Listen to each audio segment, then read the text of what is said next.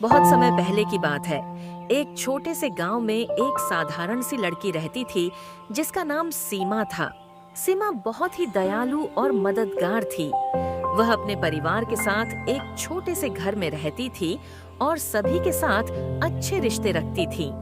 गांव में सभी लोग उसे पसंद करते थे क्योंकि वह न केवल दयालु थी बल्कि वह हमेशा दूसरों की मदद करने के लिए तैयार रहती थी। लेकिन सीमा का जीवन बहुत ही साधारण था और उसकी कुछ विशेषताएं थीं जो उसे दूसरों से अलग करती थीं। एक दिन गांव में एक अजीब सी घटना घटी। गांव के पास एक घना जंगल था जो हमेशा से ही डरावना और रहस्यमय माना जाता था।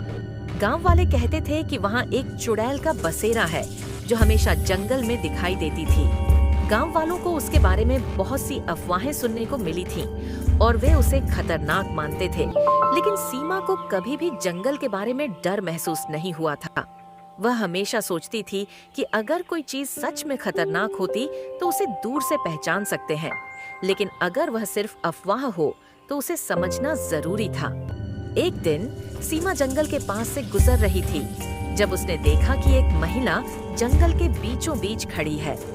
वह महिला बहुत ही अजीब दिख रही थी। उसकी आंखें बड़ी बड़ी और चमकदार थीं और उसके चेहरे पर एक रहस्यमय मुस्कान थी।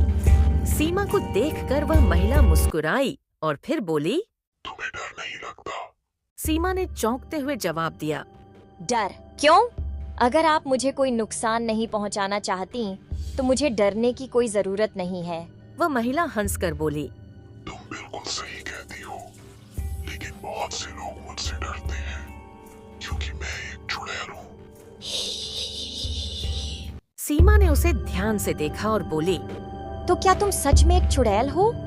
मुझे तो तुम किसी डरावनी चुड़ैल की तरह नहीं लगती।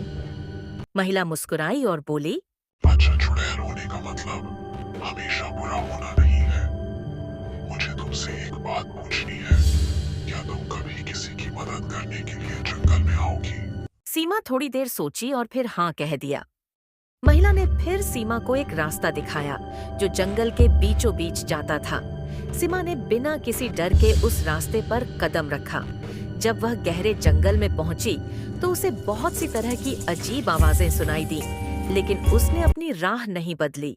वह महिला उसके साथ थी और धीरे धीरे उसे महसूस हुआ कि वह महिला न केवल डरावनी दिखती थी बल्कि उसके अंदर एक गहरी समझ और शक्ति भी थी। कुछ देर बाद वे एक छोटे से झील के किनारे पहुंचे जहां कुछ लोग फंसे हुए थे। वे लोग गांव के बाहर से आए थे और जंगल के बीच में रास्ता भूल गए थे। वे डर के मारे बहुत परेशान थे। सीमा ने उस महिला से पूछा, क्या हमें इनकी मदद करनी चाहिए? महिला मुस्कुराई और बोली, तुम्हारी मदद ही इनकी जिंदगी बचा सकती है। सीमा ने उन लोगों को ढूंढकर उन्हें सुरक्षा के साथ गांव तक पहुंचाया। महिला ने उसे बताया कि वह चुड़ैल केवल उन लोगों की मदद करती है जो दिल से अच्छे होते हैं। वह उन लोगों को प्रकट नहीं होती जो बुरे होते हैं, बल्कि सिर्फ उन लोगों की मदद करती है जो सच में अच्छे होते हैं और जो दूसरों की भलाई चाहते हैं। इसके बाद से सीमा और महिला के बीच एक अजीब सा संबंध बन गया।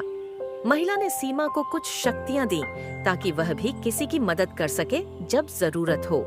समय के साथ सीमा ने इन शक्तियों का सही इस्तेमाल करना सीखा और गांव में उसे एक अच्छे और साहसी व्यक्ति के रूप में पहचाना जाने लगा। लेकिन एक दिन गांव में एक बुरी घटना घटित हुई। कुछ लोग जो जंगल से लौट रहे थे एक खतरनाक बीमारी से संक्रमित हो गए। ये बीमारी इतनी तेजी से फैली कि पूरे गांव में हाहाकार मच गया। लोग डर से कांप रहे थे और कोई उपाय नहीं समझ पा रहे थे। तब सीमा ने चुड़ैल महिला से मदद मांगी। महिला ने सीमा को एक विशेष जड़ी बूटी दी जो बीमारी को ठीक कर सकती थी, लेकिन उसे पाने के लिए सीमा को एक कठिन यात्रा करनी थी। सीमा ने हिम्मत दिखाई और जड़ी बूटी प्राप्त करने के लिए जंगल की गहरी खतरनाक जगहों में सफर किया। कई दिन बाद उसने जड़ी बूटी प्राप्त की और उसे गांव में लाकर सबकी मदद की। इस तरह सीमा ने अपनी साहस और अच्छाई से गांव को बचाया और चुड़ैल महिला के प्रति उसकी श्रद्धा और विश्वास और भी बढ़ गया। वह महिला कभी भी सीमा के पास नहीं आई, लेकिन गांव में लोग उसे एक अच्छे दिल वाली चुड़ैल के रूप में याद करते रहे। वे जानते थे कि अच्छाई और मदद करने की भावना ही असली शक्ति है, चाहे वह किसी के भीतर छुपी हो या किसी चुड़ैल के रूप में प्रकट हो। इस तरह सीमा और उस अच्छी चुड़ैल की कहानी गांव में पीढ़ी दर पीढ़ी सुनाई जाती रही और यह साबित कर दिया कि अच्छाई कहीं से भी आ सकती है और हमें कभी भी किसी को उसके रूप या पहचान के आधार पर नहीं आंकना चाहिए।